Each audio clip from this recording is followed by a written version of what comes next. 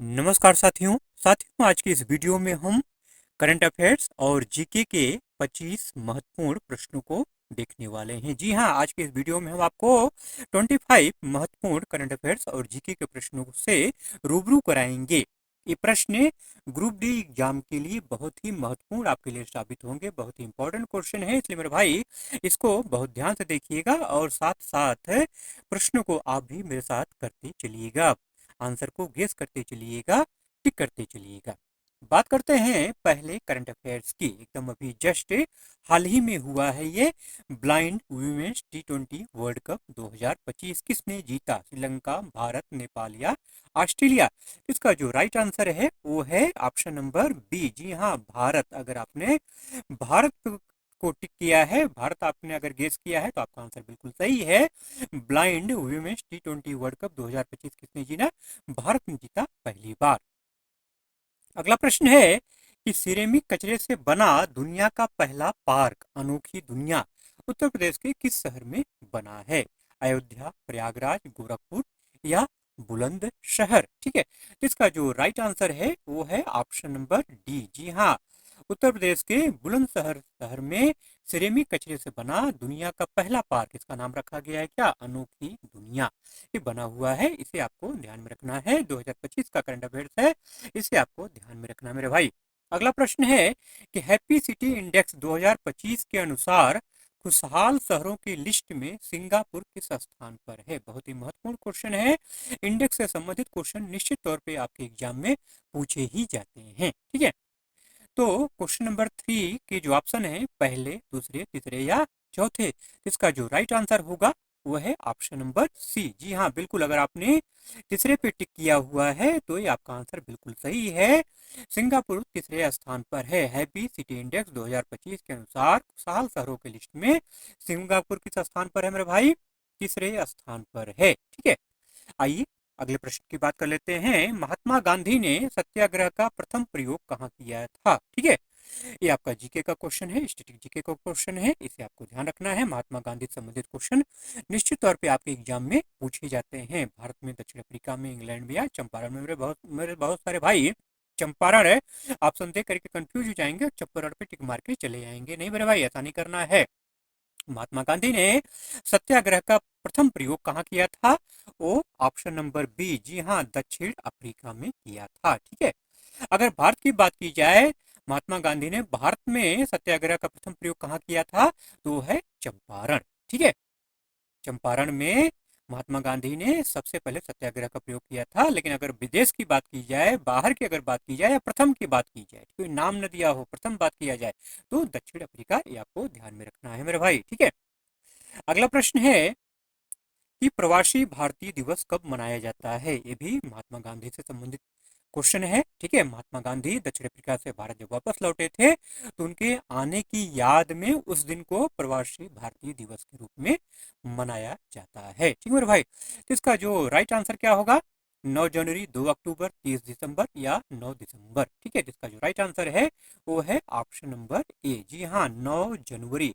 9 जनवरी को जो है प्रवासी भारतीय दिवस मनाया जाता है। ठीक है, अगला प्रश्न है कि जीएसटी दरों की संख्या 4 से घटकर कितनी हो गई है? 1, 2, 3 या 0? जी नहीं, 0 नहीं, कितना हो गया है? ऑप्शन नंबर बी इसका राइट आंसर है, 2 हो गया है। ठीक है, जीएसटी दरों की संख्या पहले कितनी थी? 4 थी, अब 4 से क्या हो गया है? 2 हो गया है। जरा कमेंट करके आप बताइएगा, ये जो दोनों दरें हैं इनका परसेंट कितना है? ठीक है, दो दरें जो है जीएसटी की, जो दो दरें हो गई हैं, ये कितने परसेंट की हैं? ठीक है, एक बता देता हूँ आपको, 18% क्या है, कमेंट करके आप जरूर से बताइएगा। अगला प्रश्न है, करंट अफेयर से संबंधित क्वेश्चन है कि अनाथ बच्चों को वित्तीय मदद प्रदान करने के लिए किस राज्य सरकार ने अम्बू करंकल योजना का शुभारंभ किया है? बहुत ही महत्वपूर्ण क्वेश्चन है मेरे भाई, और इसका जो आंसर होगा क्या होगा? केरल, तमिलनाडु, आंध्र प्रदेश या मिजोरम? जी हाँ, ऑप्शन नंबर बी अगर आपने टिक किया है तो बिल्कुल सही है, तमिलनाडु इसका राइट आंसर है। तमिलनाडु सरकार ने अनाथ बच्चों को वित्तीय मदद प्रदान करने के लिए 2,000 रुपए, कितना? 2,000 रुपए पर मंथ देने का जो है ऐलान किया है।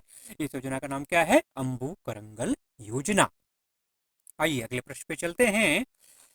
Justice B R Gavai Bharat के कौन से मुख्य न्यायाधीश थे? ठीक है, अब इसमें नहीं है, इसके पहले जस्टिस बी आर गवई जो है भारत के मुख्य न्यायाधीश थे। तो कौन से नंबर के मुख्य न्यायाधीश थे आपको बताना है, 50वें, 91वें, 92वें या 53वें? जी हाँ, ऑप्शन नंबर सी आपने गेस किया होगा, बिल्कुल सही गेस किया आपने। 92वें जस्टिस बी आर गवई जो है भारत के 92वें मुख्य न्यायाधीश थे। ठीक है, ये क्वेश्चन आएगा जरूर, आपको ध्यान में रखना है। ठीक है, अगला प्रश्न है कि रमन मैग्सेसे पुरस्कार 2025 जीतने वाली पहली भारतीय संस्था कौन बनी? प्रतिष्ठित पुरस्कार है रमन मैग्सेसे पुरस्कार, बहुत ही प्रतिष्ठित पुरस्कार है। ठीक है, और इससे क्वेश्चन है निश्चित और बनेगा मेरे भाई, चाहे जिस भी शिफ्ट में बन जाए, लेकिन बनेगा जरूर। ठीक है, तो इसका जो राइट आंसर होगा क्या होगा? Educate girl, educate boys, educate womens, educate society. एक चीज क्लियर है, होगा एजुकेट। हाँ, तो क्या होगा? Option number A, educate girl. जी हाँ, रमन मैग्सेसे पुरस्कार 2025 से जीतने वाली पहली भारतीय संस्था कौन बनी है? वो है एजुकेट गर्ल। ठीक है मेरे भाई, ऑप्शन नंबर ए इसका राइट आंसर है। आइए क्वेश्चन नंबर 10 की बात कर लेते हैं। महात्मा गांधी को राष्ट्रपिता की उपाधि किसने दी? जीके का क्वेश्चन है। गोपाल कृष्ण गोखले, सुभाष चंद्र बोस, जवाहरलाल नेहरू या रविन्द्रनाथ टैगोर? जी हाँ, ऑप्शन नंबर बी अगर आपने टिक किया है तो बिल्कुल सही गेस किया आपने, सुभाष चंद्र बोस इसका राइट आंसर है। महात्मा गांधी को राष्ट्रपिता की उपाधि किसने दी थी? सुभाष चंद्र बोस ने दी थी। ठीक है, अगला प्रश्न है कि संघाई सहयोग संगठन का 25वां राष्ट्राध्यक्ष सम्मेलन कहाँ आयोजित किया गया? हमारे माननीय प्रधानमंत्री नरेंद्र मोदी इस सम्मेलन में शामिल हुए थे, गए थे। ठीक है, तो ये आपको बताना है कि संघाई मतलब एससीओ का जो 25वां राष्ट्राध्यक्ष सम्मेलन हुआ था वो कहाँ हुआ था? तियानजिन चीन, मॉस्को रूस, नई दिल्ली भारत या कराची पाकिस्तान? तो इसका जो राइट आंसर है ऑप्शन नंबर ए। जी हाँ, बिल्कुल सही आपने गेस किया है, ऑप्शन नंबर ए, तियानजिन चीन में जो है एससीओ का 25वां राष्ट्राध्यक्ष सम्मेलन हुआ था। ठीक है मेरे भाई, अगला प्रश्न है कि अंतर्राष्ट्रीय साक्षरता दिवस 2025 कब मनाया गया? 5 सितंबर को, 8 सितंबर को, 30 जनवरी को या 8 अक्टूबर को?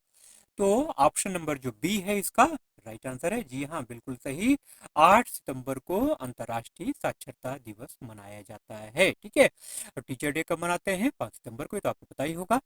तो अंतर्राष्ट्रीय साक्षरता दिवस है 8 सितंबर। ठीक है मेरे भाई, अगला प्रश्न है कि भारतीय क्रिकेट कंट्रोल बोर्ड का नया अध्यक्ष कौन बना है? सौरव गांगुली, मिथुन मनहास, महेंद्र सिंह धोनी या अश्विनी पोनप्पा?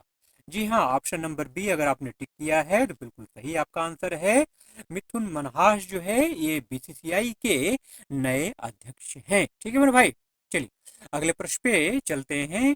क्वेश्चन नंबर 14, 14वां प्रश्न है कि वर्ष 2025 में सबसे पहले किस राज्य में स्पेशल इंटेंसिव रिवीजन, क्या है इसका मतलब? SIR। इसको फुल फॉर्म आपसे पूछा जा सकता है कि SIR का फुल फॉर्म क्या होता है, आएगा जरूर क्वेश्चन, यहाँ से बनेगा निश्चित तौर पे क्वेश्चन। ठीक है, SIR का मतलब क्या होता है? Special intensive revision. तो 2025 में सबसे पहले किस राज्य में SIR हुआ? पश्चिम बंगाल, आसाम, राजस्थान या बिहार? जी हाँ, ऑप्शन नंबर जो डी है इसका राइट आंसर है। बिहार में जो है चुनाव हुआ, चुनाव के पहले क्या हुआ? SIR हुआ है। अच्छा, इस समय SIR चल रहा है, ऐसा कौन सा राज्य है? यहाँ ऑप्शन में से ऐसा कौन सा राज्य है जहाँ पे SIR नहीं हो रहा है? ठीक है, जी हाँ, बिल्कुल सही, आसाम, आसाम में SIR नहीं हो रहा है। ठीक है मेरे भाई, चलिए अगला प्रश्न है, अंतर्राष्ट्रीय लोकतंत्र दिवस 2025 कब मनाया गया? बहुत ही बढ़िया क्वेश्चन है, पूछा जा सकता है आपसे 5 सितंबर, 8 सितंबर, 15 सितंबर या 2 अक्टूबर को? जी हाँ, बिल्कुल सही, ऑप्शन नंबर सी अगर आपने गेस किया है तो बिल्कुल सही आंसर आपका है। 15 सितंबर को जो है अंतर्राष्ट्रीय लोकतंत्र दिवस 2025 मनाया गया। अगला प्रश्न है, भारतीय सेना से संबंधित क्वेश्चन है कि व्हाट्सएप की जगह संभव मोबाइल ऐप किसने इस्तेमाल करना शुरू किया? आपको तो मैंने आंसर बता ही दिया पहले ही, भारतीय सेना ने, केंद्रीय कर्मचारियों ने, असम सरकार ने या सीमा सड़क संगठन ने? जी हाँ, ऑप्शन नंबर ए इसका राइट आंसर है। सुरक्षा को ध्यान में रखते हुए भारतीय सेना ने व्हाट्सएप को बंद करके अपना खुद का विकसित किया हुआ संभव मोबाइल ऐप इस्तेमाल करना शुरू किया है, मैसेजिंग ऐप है। तो ऑप्शन नंबर ये इसका क्या है, राइट आंसर है। ठीक है भाई, आइए अगले प्रश्न पे चलते हैं। अगला करंट अफेयर्स है कि सीपी राधाकृष्णन देश के कौनसवें उपराष्ट्रपति हैं। सीपी राधाकृष्णन 14वें, 15वें, 16वें या 17वें? तो बिल्कुल सही, ऑप्शन नंबर जो बी है इसका राइट आंसर है। 15वें उपराष्ट्रपति हैं सीपी राधाकृष्णन। देश के कौन से हैं, 15वें उपराष्ट्रपति हैं। उपराष्ट्रपति की अगर बात हो रही है तो क्वेश्चन यहाँ से और बन सकता है जो कि ग्रुप डी की लेवल का है। इसको आपको ध्यान में रखना है कि वर्ष 2025 में विपक्ष की तरफ से उपराष्ट्रपति का उम्मीदवार कौन बना था? B Sudarshan Reddy, Sonia Gandhi, CP Radhakrishnan, Jagdish Dhankhar. जी हाँ, ऑप्शन नंबर ए बिल्कुल इसका राइट आंसर है, बी सुदर्शन रेड्डी। बी सुदर्शन रेड्डी जो है ये विपक्ष की तरफ से उपराष्ट्रपति के उम्मीदवार थे और पक्ष की तरफ से एनडीए के उम्मीदवार कौन थे, सीपी राधाकृष्णन। ठीक है, और इनके पहले कौन थे उपराष्ट्रपति, जगदीश धनखड़। ये तो आपको पता ही होगा। ठीक है मेरे भाई, तो ऑप्शन नंबर ए इसका राइट आंसर है, आपको ध्यान में रखना है। अगला प्रश्न है कि स्वस्थ नारी सशक्त परिवार अभियान का शुभारंभ किसने किया? श्री नरेंद्र मोदी, श्री अमित शाह, श्री अश्विनी वैष्णव या हेमा मालिनी? ऑप्शन नंबर ए इसका राइट आंसर है, श्री नरेंद्र मोदी। आपसे पूछा जा सकता है कि स्वस्थ नारी सशक्त परिवार अभियान का शुभारंभ माननीय प्रधानमंत्री श्री नरेंद्र मोदी के द्वारा कहाँ किया गया? तो कहाँ हुआ ये हुआ एमपी में। ठीक है, अगला प्रश्न है बिहार में गृह मंत्री का प्रभार किसको मिला है? बिहार से क्वेश्चन है, जरूर से जरूर इस पर बनेगा, इसको आपको ध्यान में रखना है। तो ऑप्शन नंबर ए इसका राइट आंसर है, सम्राट चौधरी। अभी तक जो है ये तो आप जानते ही हैं कि मुख्यमंत्री जो नीतीश कुमार हैं ये 10वीं बार बिहार के मुख्यमंत्री बने हैं और अभी तक जो गृह मंत्री का जो प्रभार था जो है ये नीतीश कुमार के पास ही था जो है, लेकिन पहली बार जो है ये सम्राट चौधरी को जो है गृह मंत्री का प्रभार दिया गया है। तो ऑप्शन नंबर ए इसका राइट आंसर है। अगला प्रश्न है जीके का क्वेश्चन है, स्टैटिक जीके का क्वेश्चन है कि सबसे लंबी तटरेखा किस राज्य की है? भारत के किस राज्य की तटरेखा जो है सबसे लंबी है? महाराष्ट्र, गुजरात, पश्चिम बंगाल या तमिलनाडु? तो इसका जो राइट आंसर है, अगर आपने ऑप्शन नंबर बी गेस किया है तो बिल्कुल सही गेस किया है। गुजरात की जो तटरेखा है वो सबसे लंबी है। अगला प्रश्न है कि आईपीएल 2025 का खिताब किसने जीता? Punjab Kings, royal Challengers Bengaluru, Kolkata night Riders या दिल्ली डेयरडेविल? जी हाँ, ऑप्शन नंबर बी आपने टिक किया है, बिल्कुल सही है। रॉयल चैलेंजर्स बेंगलुरु ने जो है काफी लंबे इंतजार के बाद जो है पंजाब किंग्स को हरा करके, किसको? पंजाब किंग्स 11 को हरा करके आईपीएल का खिताब जीता है। ठीक है मेरे भाई, पहली बार। अगला प्रश्न है कि 83वें लोकमान्य तिलक राष्ट्रीय पुरस्कार 2025 से किसे सम्मानित किया गया? जी हाँ, 83 शब्द जरूर इस्तेमाल किया गया है लेकिन ये 2025 में दिया गया है, ये भी आपको ध्यान देना है। ऐसे ही पूछा जा सकता है कि लोकमान्य तिलक राष्ट्रीय पुरस्कार 2025 से किसे सम्मानित किया गया? ठीक है, ठीक, तो श्री नरेंद्र मोदी, श्री नितिन गडकरी, श्री योगी आदित्यनाथ, श्री अनुराग कश्यप? जी हाँ, ऑप्शन नंबर बी अगर आपने गेस किया है तो बिल्कुल सही है, श्री नितिन गडकरी को। श्री नितिन गडकरी को 83वां लोकमान्य तिलक राष्ट्रीय पुरस्कार से सम्मानित किया गया है। अच्छा, यह क्वेश्चन आपसे और पूछता हूँ कि श्री नितिन गडकरी कौन से केंद्रीय विभाग के मंत्री हैं, मतलब कौन सा प्रभार इनके पास है, कौन सा विभाग देखते हैं? कमेंट करके जरूर से बताइएगा मेरे भाई। ठीक है, अगला प्रश्न है कि नए रक्त समूह CRIB की खोज कहाँ हुई? रक्त समूह आप जानते ही होंगे। ठीक है, कौन सा डोनर है, कौन सा एक्सेप्टर है, कौन सा यूनिवर्सल डोनर है, OAB, ये सब आप जानते ही होंगे। लेकिन एक नया रक्त समूह खोजा गया है, वो भी कहाँ खोजा गया है? CRIB इसका नाम रखा गया है। CRIB नाम क्यों रखा गया ये भी आपको हम बताएंगे। पहले हम बात करते हैं आंसर की, अमेरिका, रूस, चीन या भारत? जी हाँ, ऑप्शन नंबर जो डी है इसका राइट आंसर है। भारत में नए रक्त समूह CRIB की खोज कहाँ हुई है? भारत में हुई है। क्यों हुई है? सी का मतलब जो है, ये देखिए पहले बता दूं आपको, जो है कर्नाटक का जो कोलार जिला है, कर्नाटक का कौन सा जिला है? कोलार जिला। कर्नाटक के कोलार जिले में जो है ये CRIB ग्रुप की जो है ब्लड ग्रुप की खोज हुई है। ठीक है मेरे भाई, कर्नाटक के कोलार जिले में। ठीक, अगला प्रश्न है कि वर्ष 2027 में राष्ट्रमंडल युवा खेलों की मेजबानी कौन करेगा? भारत, माल्टा, जापान या नेपाल? जी हाँ, अगर आपने ऑप्शन नंबर बी गेस किया है माल्टा, तो आपका आंसर बिल्कुल सही है। वर्ष 2027 में राष्ट्रमंडल युवा खेलों की मेजबानी कौन करेगा मेरे भाई? माल्टा करेगा।